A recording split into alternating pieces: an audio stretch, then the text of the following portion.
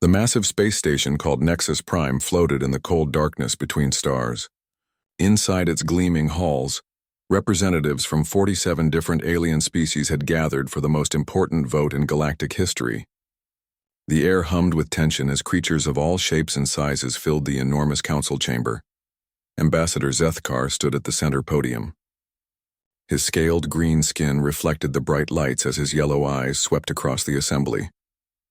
The Vorthak Empire had ruled dozens of worlds for centuries, and his voice carried the weight of that authority. "The motion before us today is clear," Zethkar announced. His words translated instantly into dozens of languages. "The species known as humans have proven themselves too dangerous for freedom. They must be enslaved for the good of all civilized worlds." Captain Jake Morrison sat in the small human section, his heart pounding. He had come to this station as Earth's representative, hoping to negotiate trade agreements and peaceful contact. Instead, he found himself watching his entire species being put on trial. The voting began immediately. One by one, each species cast their decision. The insectoid hive queens spoke first. Their collective voice buzzed through the chamber like angry wasps. "Humans are unpredictable. They do not follow proper order. They threaten the stability we have built." Dr. Lisa Brooks, sitting beside Captain Morrison, gripped her chair tightly. She had spent her entire career studying alien cultures, dreaming of this moment when humanity would join the galactic community. This was not how she had imagined it. The ethereal luminary floated above their seats, their bodies glowing with soft blue light. Their spokesman's voice was like wind chimes in a gentle breeze. "These humans spread chaos wherever they go. They question everything, challenge authority, and refuse to accept their place. Such behavior cannot be tolerated." Colonel Ryan Hayes, the third member of the human delegation, clenched his fists.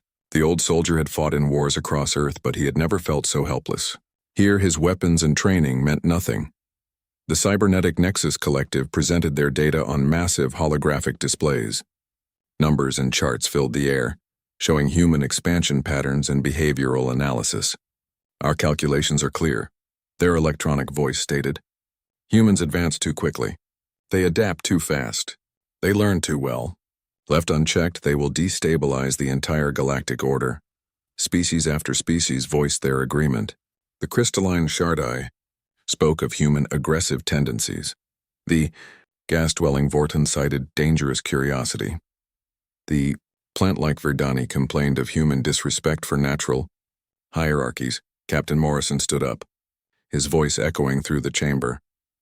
"You judge us without truly knowing us. Yes, we question things. Yes, we explore and expand. But we also help others. We protect the weak. We fight for what's right." Zethkar's laugh was like grinding metal. "Exactly our point, human. You fight. You always fight, even when it would be wiser to submit. This makes you dangerous." The voting continued relentlessly. The militaristic Corvani spoke of human tactical unpredictability. The aquatic thalassans mentioned chaotic breeding patterns. The silicon-based Quarrens discussed incompatible social structures.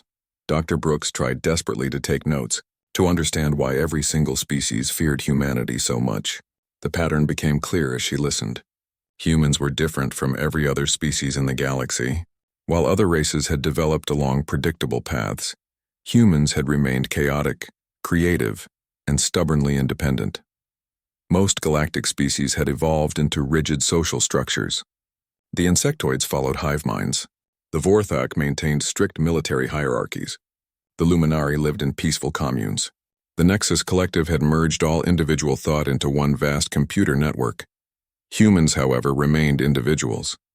They argued with their leaders, challenged their systems, and constantly changed their societies.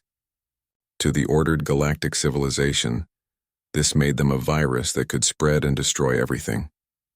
The final votes came quickly. The mechanical titans voted yes. The energy beings called Flux voted yes. Even the peaceful meditation-focused Xenari voted yes. Every single species agreed that humanity was too dangerous to remain free. Zethkar announced the final tally with satisfaction. 47 species in favor of human enslavement. 0 opposed. The motion passes unanimously. The chamber erupted in alien sounds of approval. Clicks, buzzes, electronic beeps, and musical tones blended together in a chorus of agreement. Captain Morrison felt sick as he realized that every intelligent species in the galaxy wanted his people enslaved. The combined galactic fleet will depart immediately for the human homeworld, Zethkar continued. Resistance will be met with appropriate force. The humans will be processed according to standard subjugation protocols. Colonel Hayes leaned forward. What exactly does that mean? A Corvani general answered, his voice filled with military precision. Your strongest individuals will become manual laborers. Your intelligent ones will serve as technical assistants. Your creative types will provide entertainment. Your leaders will be eliminated to prevent rebellion. Dr. Brooks gasped. You're talking about breaking up our entire civilization? Exactly, Zethkar replied. Civilizations that cannot coexist peacefully with others must be dismantled. It is the only way to maintain galactic stability. Captain Morrison stood again, his voice rising with anger. And what gives you the right to decide this? Who made you the judges of an entire species? The chamber fell silent. Zethkar's yellow eyes fixed on the human captain. Might makes right, human. We are stronger, more numerous, and more advanced. We have conquered the stars while you still fight over your single world. That gives us every right to decide your fate. Security forces began moving toward the human delegation. Captain Morrison quickly activated his communication device, sending a desperate message to Earth. This is Captain Morrison. The vote has passed. They're coming. 47-0. Prepare for... The signal cut off as alien guards surrounded the humans. Energy restraints locked around their wrists and they were lifted from their seats. Take them to detention, Zethkar ordered. They will witness the subjugation of their homeworld from our holding cells. It will help them understand their new place in the galaxy. As the humans were dragged away, the chamber began emptying. Representatives returned to their ships, preparing to join the massive fleet that would soon depart for Earth. In 72 standard hours, the human threat would be eliminated forever. The galaxy had spoken with one voice, and that voice had condemned humanity to eternal slavery. Soon, the dangerous chaos that humans represented would be contained, controlled, and put to productive use. What none of them realized was that they had just made the greatest mistake in galactic history. They had united against the one species that would never, ever surrender. The emergency broadcast reached every corner of Earth within minutes. President Maria Santos stood behind the podium in the United Nations building, her face grave as she addressed 7 billion people who had just learned they were about to become slaves. Citizens of Earth, she began, her voice steady despite the circumstances. We have received confirmation from our diplomatic mission. The Galactic Council has voted unanimously to enslave our species. A massive alien fleet is heading toward our world and will arrive in less than 48 hours. Around the world, people stopped what they were doing. In New York, construction worker Tony Silva put down his tools and stared at the giant screen in Times Square. In London, teacher Karen White gathered her students closer as they watched the announcement in their classroom. In Kansas, Farmer Pete Johnson turned off his tractor and listened to the radio with growing anger. Admiral Kevin Walsh stepped up to speak next. The head of Earth's Global Defense Force looked tired but determined.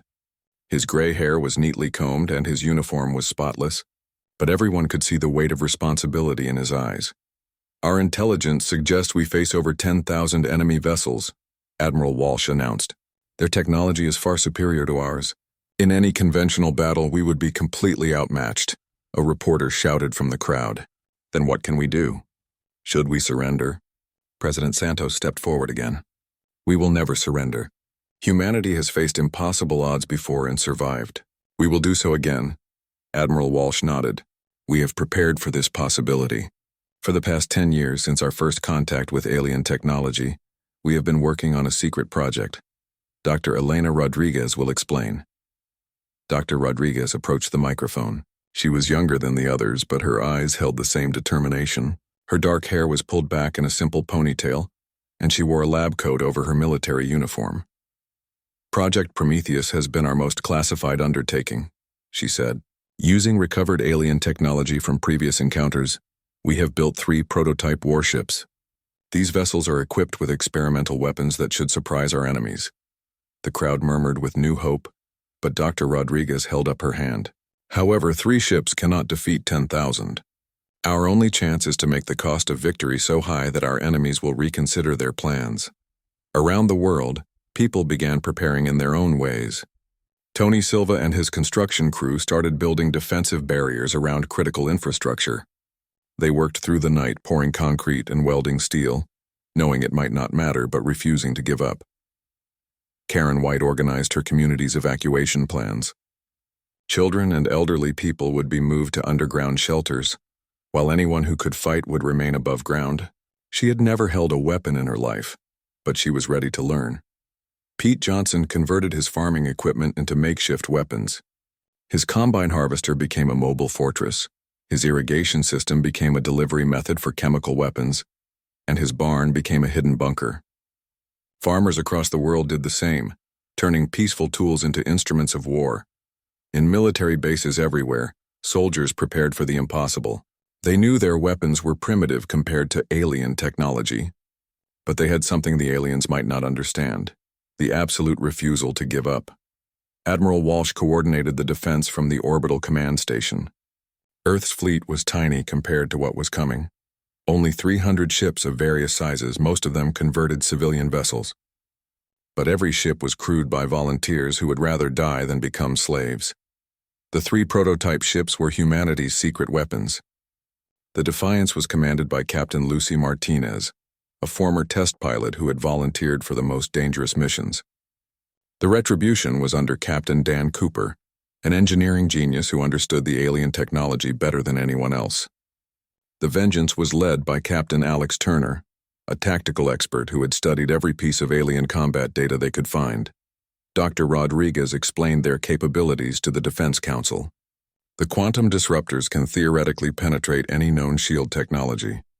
The reality warping engines allow instantaneous movement across the battlefield. But these are untested weapons. We don't know if they'll work in actual combat. Captain Martinez spoke from her ship's bridge. They'll work. They have to work. We've run simulations for months. These ships are our edge. As the countdown continued, ordinary people across Earth made extraordinary preparations. Scientists shared their knowledge freely, hoping someone might discover a crucial breakthrough. Engineers worked around the clock to upgrade any technology that might help. Artists and writers created messages to be preserved, ensuring human culture would survive even if humans did not. In the final hours, Admiral Walsh addressed the combined fleet. We know what we're facing. We know the odds. But we also know who we are. We are humans. We don't know how to quit. We don't know how to surrender. And we sure as hell don't know how to be slaves. The alien fleet appeared at the edge of the solar system exactly when predicted. Long-range sensors showed an incredible sight. Thousands of ships of every shape and size representing dozens of different species and technologies. It was the largest military force ever assembled in galactic history. Fleet Commander Thex Nil, a Corvani general with decades of experience in subjugation campaigns, led the armada. His flagship was a massive dreadnought that could destroy cities with a single shot. Around him flew the pride of galactic civilization: Vorthak battlecruisers, Luminary energy ships, Nexus collective mechanical warriors, and hundreds of others. The alien commander opened communications with Earth, his voice broadcasting across all frequencies. Humans of Earth, you are surrounded and outgunned. Surrender immediately, and your processing will be swift and painless. Resist and we will be forced to use more destructive methods.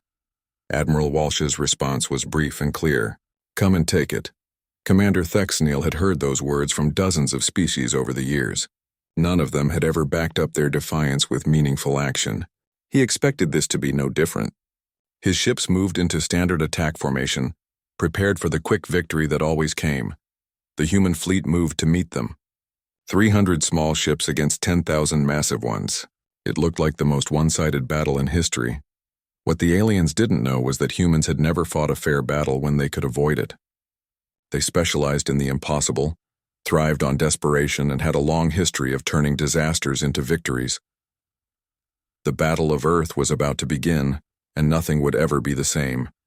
The Battle of Earth began exactly as Fleet Commander Thexneal expected. His massive armada moved into position around the human homeworld, weapons charging for what should have been a quick demonstration of overwhelming force. He had conducted 43 subjugation campaigns in his career, and they all followed the same pattern. Show strength, demand surrender, accept submission. The humans, however, seemed determined to make this difficult. Admiral Walsh's small fleet spread out in defensive positions, their primitive ships looking like toys compared to the alien dreadnoughts. Commander Thexnil almost felt sorry for them. Almost. All ships prepare to disable human vessels, the Corvani general commanded. Remember, we need workers, not corpses. Minimal destruction. That was his first mistake. Captain Lucy Martinez sat in the command chair of the Defiance, her hands steady on the controls despite her racing heart. Through the view screen, she could see the alien fleet spreading out like a metal cloud. So many ships that they blocked out the stars. All systems green, reported her weapons officer, Lieutenant Amy Scott. Quantum disruptors are charged and ready. Reality drives are online, added Engineer Carlos Mendez. We can jump anywhere in the system instantly. Captain Martinez took a deep breath. Remember, we're not trying to win a fair fight. We're trying to survive long enough to hurt them, hit hard, move fast, and make them regret coming here. The first alien attack came from a Vorthak battlecruiser. Its energy beams lanced out toward human ships, expecting to disable them quickly. Instead, the human vessels scattered like startled fish, moving in patterns no galactic species had ever used. Captain Martinez activated the reality drive. The Defiance simply vanished from one location and appeared behind the Vorthak cruiser, moving faster than physics should allow. Her quantum disruptors fired, and the alien ship's shields collapsed instantly. Commander Thexnil stared at his tactical display in shock. How did they do that? No ship can move that way. His sensor officer, a nervous Nexus collective drone, checked his instruments twice. Sir, the human vessel somehow folded space around itself. Our models show this should be impossible with their technology level. The impossible was just getting started. Captain Dan Cooper brought the Retribution into range of a luminary energy ship. The ethereal alien's vessel was a beautiful crystal structure that generated power from stellar radiation. It should have been untouchable by human weapons. Cooper's quantum disruptors didn't just penetrate the enemy shields, they tore through them like they weren't even there. The luminary ship exploded in a burst of rainbow light, its crew's final thoughts broadcasting confusion and terror. Captain Alex Turner used the Vengeance's reality drive to appear inside the enemy formation. Alien ships tried to target him, but he was already gone, appearing somewhere else and striking again. His weapons carved through enemy armor like it was made of paper. The carefully coordinated alien attack plan fell apart within minutes. Ships designed to fight in formation found themselves facing an enemy that could appear anywhere, strike without warning, and disappear before retaliation was possible. But the 3 human prototype ships weren't alone. The rest of Earth's fleet might have been using primitive technology, but they were crewed by people who refused to lose. Lieutenant Amy Scott, piloting a captured alien fighter from a previous encounter, discovered something the enemy hadn't expected. While monitoring their communications, she realized the entire alien fleet was networked together, sharing information through quantum links. Captain, she called over the radio to Captain Martinez, their whole fleet is connected. If I can get close enough to their command frequency, I might be able to disrupt their coordination. Do it, Martinez replied while dodging fire from 3 enemy ships. We need every advantage we can get. Amy guided her small fighter through the chaos of battle, weaving between massive alien vessels. Energy beams and missile volleys filled space around her, but she kept flying toward the fleet command ship. The aliens had never faced an enemy like this. Every subjugation campaign in galactic history had followed predictable patterns. Species either surrendered immediately or fought bravely for a few hours before being overwhelmed. None had ever used tactics like these. Dr. Rodriguez watched the battle from Earth's command center, coordinating the prototype ship's attacks. Amy's right about their network, she told Admiral Walsh. If we can disrupt it, their coordination will collapse. What do you need? Walsh asked. A computer virus, something that can spread through their quantum communication system. Walsh looked confused. We're fighting the most advanced species in the galaxy. You want to use a computer virus? Not just any virus, Rodriguez explained.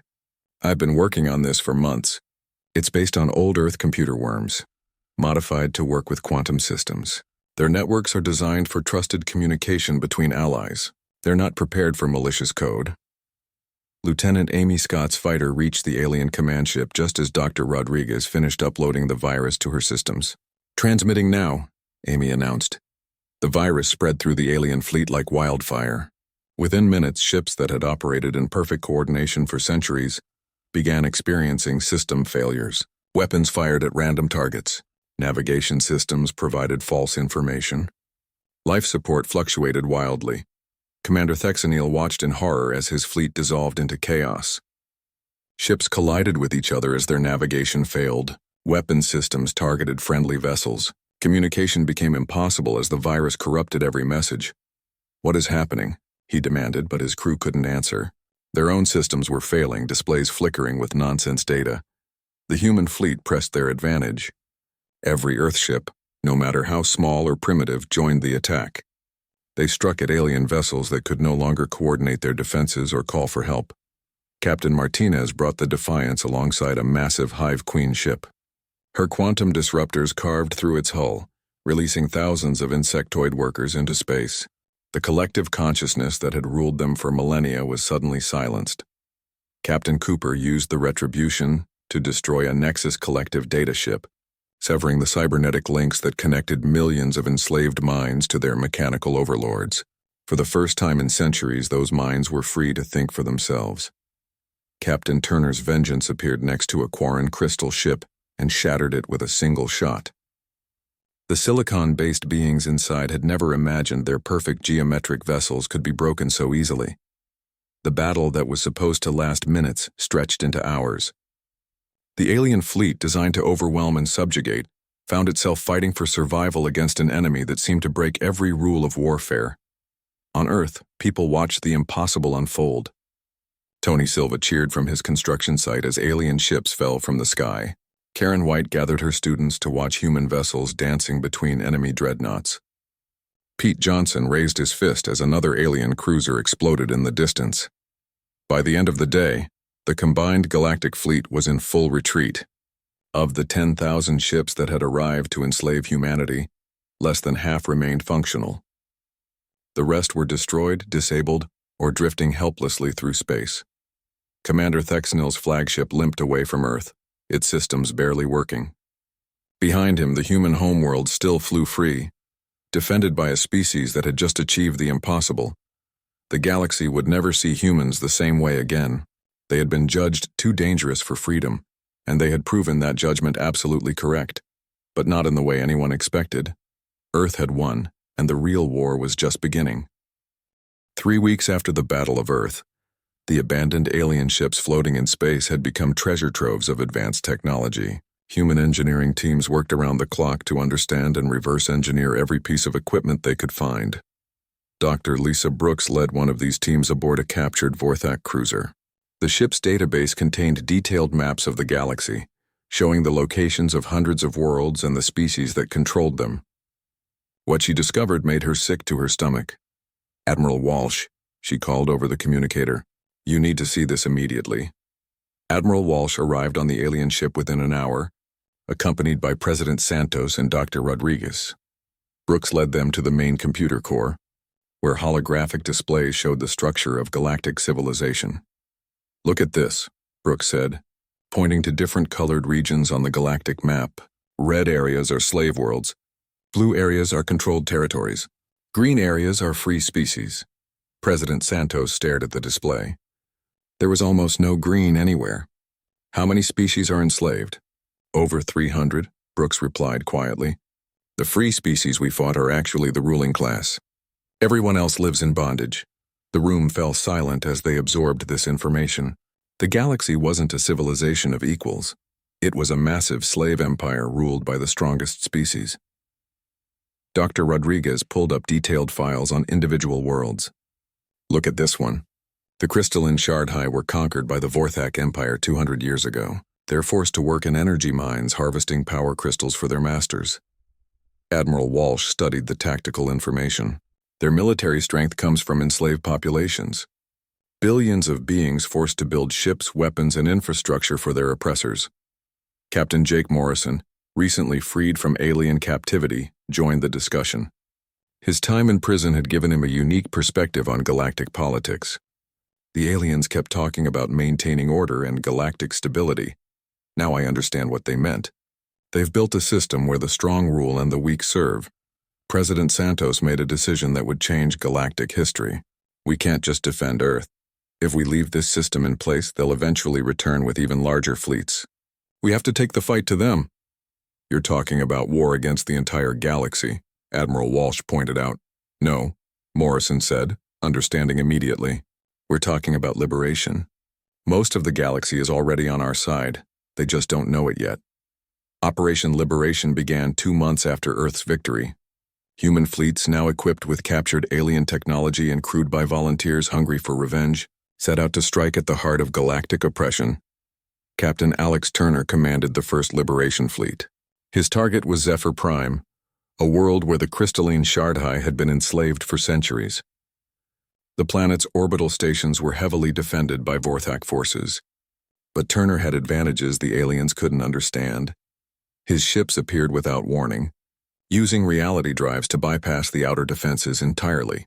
The Vorthak commanders, still reeling from their defeat at Earth, tried to coordinate a response, but their communication systems were vulnerable to the computer viruses Dr. Rodriguez had perfected. All stations, target the orbital control platforms, Turner commanded. Avoid hitting the planet's surface. We're here to liberate, not conquer. The battle was swift and decisive. Human quantum disruptors tore through Vorthak shields while reality warping engines made the Liberation Fleet impossible to target effectively. Within hours, the orbital stations were destroyed, and Vorthak ground forces were cut off from support. Captain Turner then did something no galactic power had ever done. He broadcast a message directly to the enslaved Shardhai on the planet below. People of Zephyr Prime, he announced. We are humans from Earth. We know what it's like to face impossible odds. We know what it's like to be told you have no choice but to submit. We're here to tell you that you do have a choice. You can be free. The response was immediate and overwhelming. Shardhai across the planet rose in rebellion against their Vorthak overseers. 2 centuries of stored anger and hatred exploded into revolution. The crystalline beings had been waiting for this moment their entire lives. Marine Colonel Beth Martin led the ground forces that eliminated the remaining Vorthak presence. Her teams worked closely with Shardhai rebels, providing weapons and tactical support.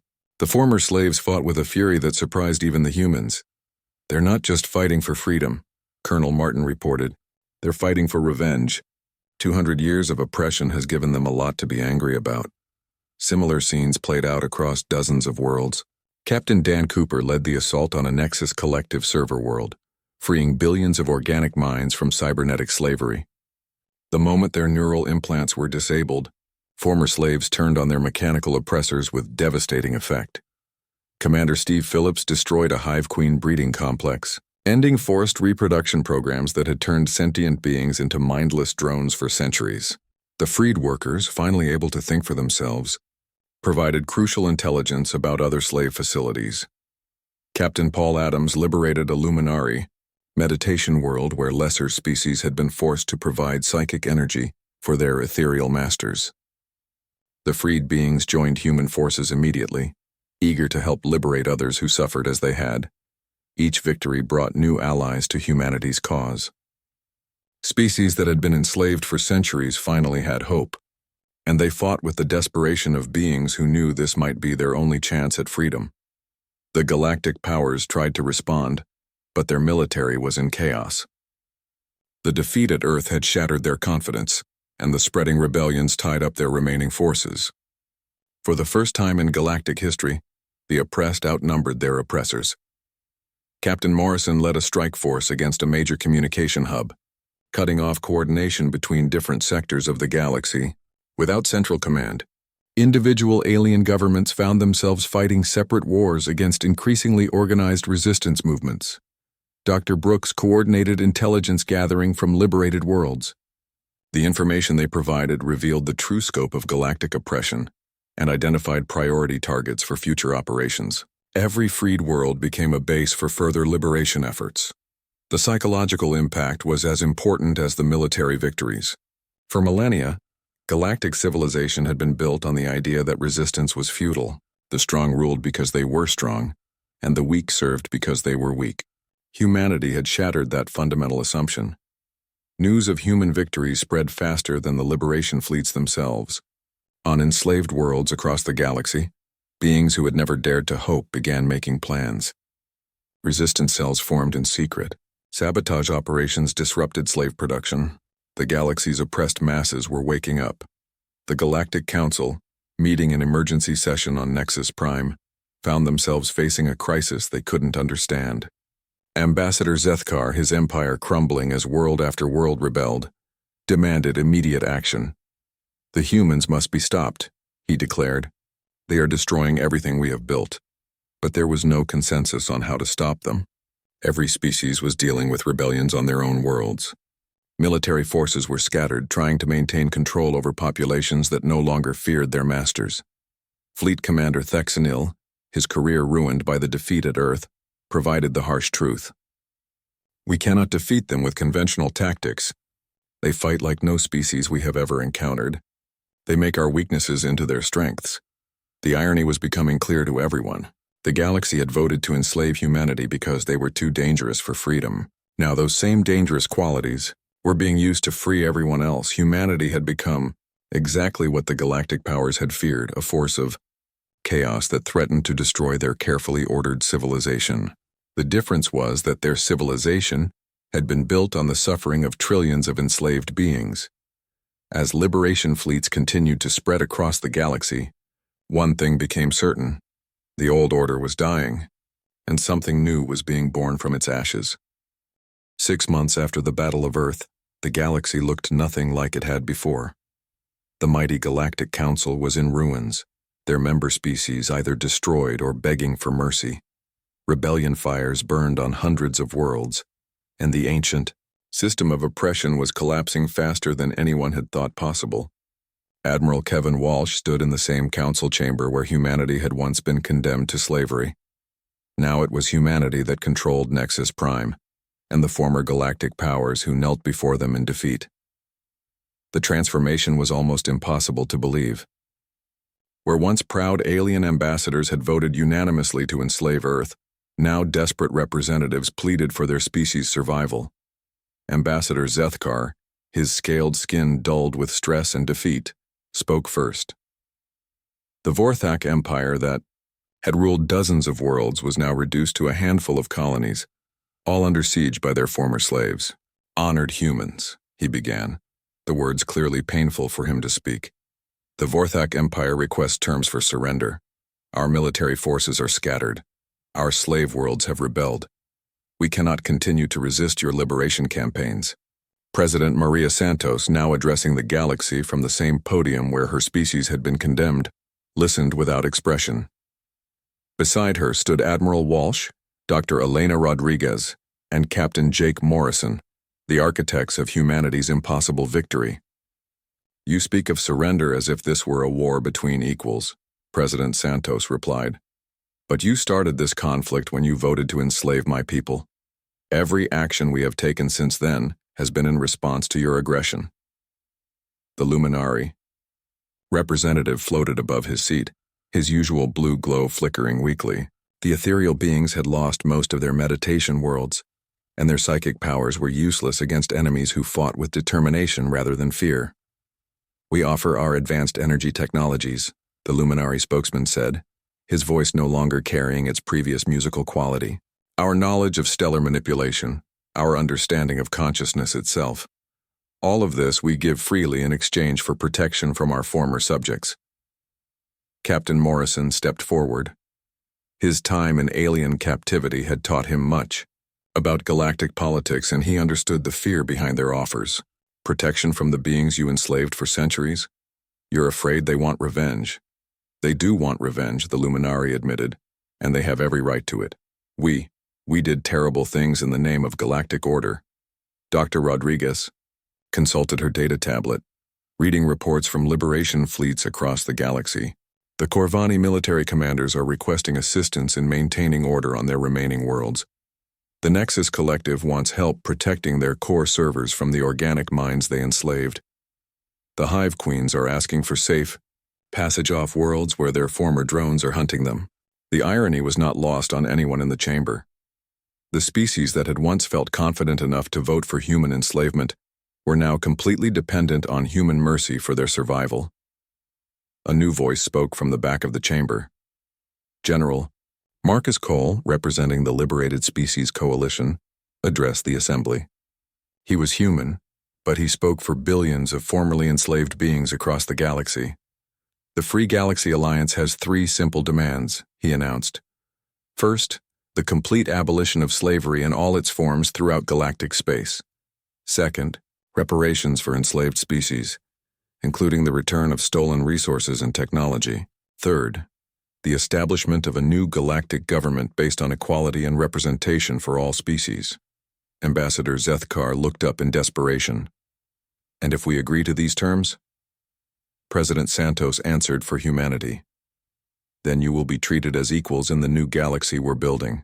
Your species will have the same rights and protections as everyone else. But these terms are not negotiable. Some alien leaders accepted immediately. The crystalline Shardhai, now free after 2 centuries of slavery, spoke for their former oppressors. The Vorthak who enslaved us have agreed to work alongside us in rebuilding our worlds. Some of them were not willing participants in the old system. Others tried to negotiate or make excuses. The Nexus Collective's main drone attempted to justify their cybernetic slavery programs. Our integration of organic minds was meant to achieve perfect efficiency. We believed it was beneficial for all involved. Admiral Walsh's response was sharp and final. Beneficial for you, maybe.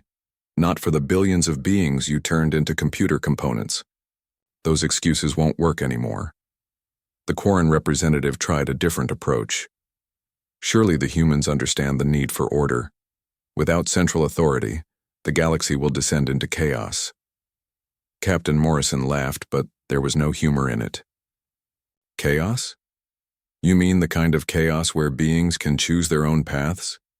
Where the strong don't automatically rule the weak? Where species can develop their own cultures without being forced into your rigid hierarchies? That sounds like freedom to me, President Santos added. And if you call that chaos, then chaos is exactly what we're going to give you.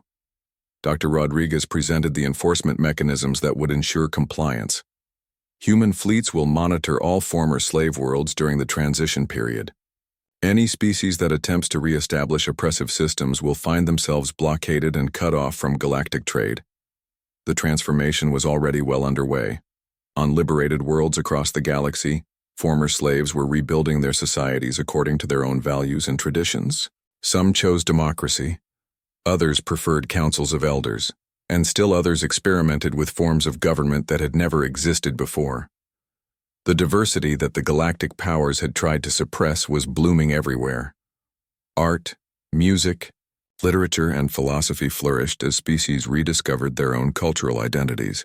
The rigid conformity of the old galaxy was being replaced by an explosion of creativity and innovation. Captain Turner reported from the Outer Rim territories. Entire sectors are declaring independence from their former masters. They're establishing trade relationships directly with Earth and other liberated worlds. The old power structures are becoming irrelevant. The economic impact was devastating for the former ruling species. Without slave labor, their massive projects ground to a halt. Without captive markets, their trade networks collapsed.